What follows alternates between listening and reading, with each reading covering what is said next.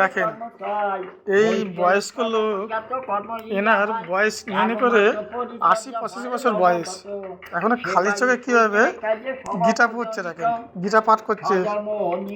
আর এনার বয়স ৭০-৭৫ বয়স।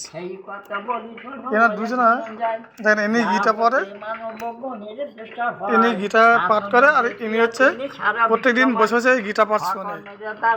দেখেন এত বয়স হয়ে গেছে, খালি চোখে কিভাবে গীতা পাঠ করছে দেখেন।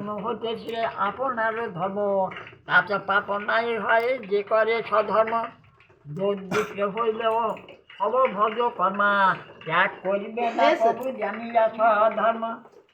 ধর্মা বিচর অগ্নি সম কর্ম দৃষ্ট হয়, তাহাই বলিয়ে যাবে সন সদা। একটা লাইক, একটা কমেন্ট করবেন এনাদের জন্য। পরম নিষ্কর্ম সেদ্ধে ফল দেখেছেন। হয়।